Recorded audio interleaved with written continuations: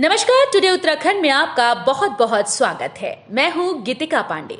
हमारे प्यारे राज्य उत्तराखंड से जुड़ी हुई खबरों को जानने के लिए टुडे उत्तराखंड को सब्सक्राइब करें और उत्तराखंड के किस जिले से ये वीडियो देख रहे हैं कमेंट बॉक्स में हमें जरूर बताएं।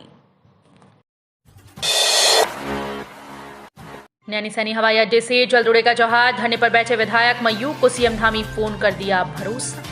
मुख्यमंत्री पुष्कर सिंह धामी ने पिथौरागढ़ के विधायक मयूख मेहर को फोन कर आश्वासन दिया कि नैनीसैनी हवाई अड्डे से जल्द ही जहाज उड़ेगा। हवाई सेवा के लिए एक एयरलाइन ने अपनी सहमति दी है। इसके लिए लाइसेंस की प्रक्रिया अंतिम चरण में है। लगातार इसकी समीक्षा हो रही है। उधर विधायक ने सीएम को दो टूक अंदाज में साफ कर दिया कि बेस अस्पताल और हवाई सेवा की तिथि तय कर दें, वो धरना समाप्त कर देंगे। यात्रियों की राहत की खबर। दिवाली पर प्रदेश भर से दिल्ली के लिए चलेंगी 53 अतिरिक्त बसेस। दीपावली त्योहार पर दिल्ली से आने जाने वाले यात्रियों की सुविधा के लिए प्रदेश भर से 53 अतिरिक्त बसेस चलाई जाएंगी। उत्तराखंड परिवहन निगम महाप्रबंधक संचालन दीपक जैन ने इस संबंध में आदेश जारी कर दिए। प्रदेश के ग्रामीण पर्वतीय हरिद्वार, कोटद्वार, ऋषिकेश, रुड़की, श्रीनगर, अल्मोड़ा, बागेश्वर, भवाली, हल्द्वानी, काशीपुर, काठगोदाम, रामनगर, रानीखेत, रुद्रपुर, लोहाघाट, पिथौरागढ़, टनकपुर डिपो से दिल्ली के लिए वर्तमान में 416 बसेस चलती हैं। उत्तराखंड की सोनिया सिंह ने बढ़ाया मान, कयाकिंग व केनोइंग में जीता सिल्वर मेडल। गोवा में चल रहे 37वें राष्ट्रीय खेलों में उत्तराखंड की सोनिया सिंह ने शानदार प्रदर्शन कर प्रदेश का मान बढ़ाया। सोनिया ने कयाकिंग और केनोइंग की 500 मीटर रेस में राज्य को सिल्वर मेडल दिलाया है। इसे मिलाकर उत्तराखंड की झोली में अब तक 3 गोल्ड और 1 सिल्वर आ चुके हैं। उत्तराखंड अगले साल 2024 में 38वें राष्ट्रीय खेलों की मेजबानी करेगा।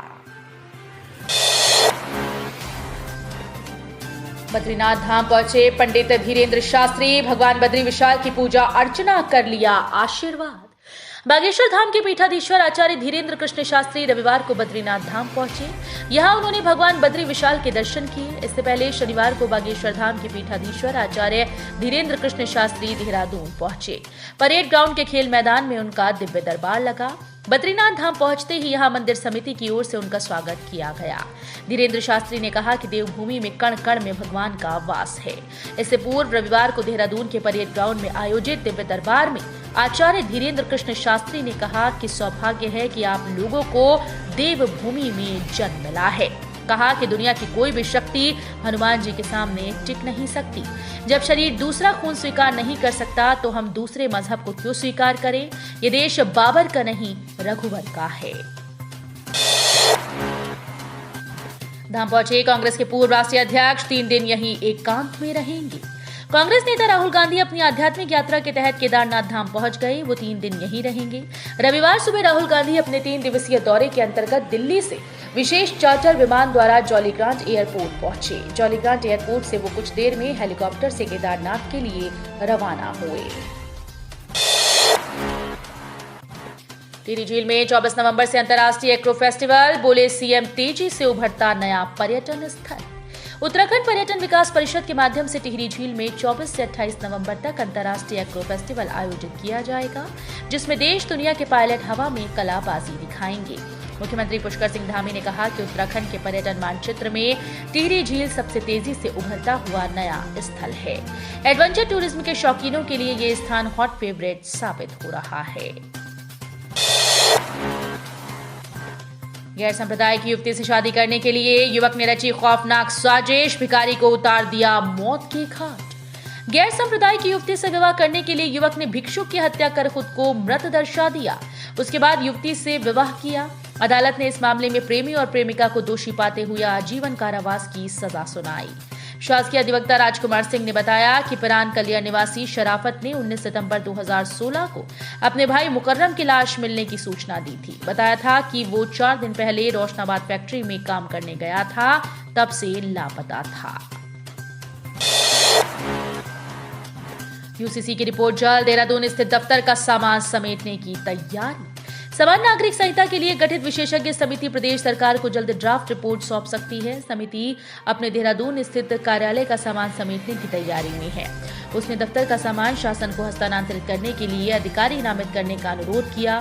समिति के अपर सचिव प्रताप सिंह शाह ने इस संबंध में गृह विभाग को एक पत्र भी लिखा है। प्रदेश के 30 मदरसों में पढ़ रहे 749 गैर मुस्लिम बच्चे, आयोग को भेजी गई रिपोर्ट। प्रदेश के 30 मदरसों में 749 गैर मुस्लिम बच्चे भी पढ़ रहे हैं। उत्तराखंड मदरसा शिक्षा परिषद ने राष्ट्रीय बाल अधिकार संरक्षण आयोग को इस संबंध में रिपोर्ट भेजी। रिपोर्ट में कहा गया कि मदरसों में एनसीईआरटी पाठ्यक्रम के अनुसार बच्चों को पढ़ाया जा रहा है। उत्तराखंड मदरसा शिक्षा परिषद के निदेशक राजेंद्र कुमार ने राष्ट्रीय बाल अधिकार संरक्षण आयोग को भेजी रिपोर्ट में कहा कि आयोग ने गैर मुस्लिम बच्चों को प्रवेश देने वाले सभी सरकारी वित्त पोषित एवं मान्यता प्राप्त मदरसों में जाने वाले बच्चों का भौतिक सत्यापन कर रिपोर्ट मांगी थी। प्लास्टिक कचरा प्रबंधन में केदारनाथ धाम शिखर पर डिजिटल डिपॉजिट रिफंड सिस्टम को पहला स्थान। देश भर में केदारनाथ धाम में प्लास्टिक कचरा संग्रहण के लिए लागू डिजिटल डिपॉजिट रिफंड सिस्टम को पहला स्थान मिला, जबकि बैणी सेना स्वयं सहायता समूह हल्द्वानी ठोस कूड़ा प्रबंधन में दूसरे स्थान पर रहा। 31 अक्टूबर को दिल्ली में आयोजित कार्यक्रम में शहरी और आवास मंत्रालय ने उत्तराखंड को अर्बन लॉर्ड-नॉर्थोन 2023 के विजेता और उपविजेता का पुरस्कार दिया।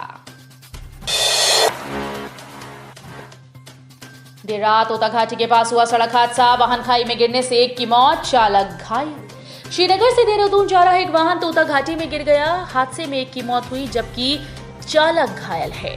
शनिवार रात्रि में करीब 12:30 बजे वाहन श्रीनगर से देहरादून जा रहा था। आपदा न्यूनीकरण विभाग टिहरी के मुताबिक दुर्घटना में वाहन हेल्पर दिनेश चौधरी निवासी विकासनगर देहरादून उम्र 40 वर्ष की मौके पर ही मौत हो गई। नई शिक्षा नीति देश व व्यक्ति के समग्र विकास में सहायक। उत्तराखंड के मुख्यमंत्री पुष्कर सिंह धामी ने पार्वती प्रेमा जगाती सरस्वती विहार विद्यालय के 36वें वार्षिकोत्सव के मौके पर कहा कि नई शिक्षा नीति देश और व्यक्ति के समग्र विकास में सहायक होगी। उन्होंने छात्रों को समय का सदुपयोग कर एक अच्छा नागरिक बनने की बात कही। देहरादून में अगले महीने होगा ग्लोबल इन्वेस्टर समिट, तेजी से चल रही तैयारियां, देश विदेश से आएंगे निवेशक। भाजपा के प्रदेश प्रवक्ता कर्नल अजय कोटियाल ने कहा कि इन्वेस्टर समिट को लेकर तैयारी जोरों पर है। 8 व 9 दिसंबर को देहरादून में इन्वेस्टर समिट होगा, जिसमें देश के अलावा विदेशों से भी लोग यहां पर पूंजी निवेश करेंगे। सेना के जवान की तलाश में संयुक्त अभियान जारी, नहीं मिला कोई सुराग। 20 दिन पहले मेवाड़ पुल के पास गंग नहर में था डूबा। मेवाड़ पुल से गंग नहर में डूबकर लापता हुए सेना के जवान की सूखी गंग नहर की रेत में तलाश की गई। करीब 20 दिन पहले मेवाड़ पुल के पास सेना का जवान गंग नहर में डूबकर लापता हो गया था। तो ये थी हमारे प्यारे राज्य उत्तराखंड से जुड़ी हुई कुछ खास और अहम खबरें। इसी तरह की लेटेस्ट अपडेट पाने के लिए अभी सब्सक्राइब करें टुडे उत्तराखंड चैनल को। धन्यवाद।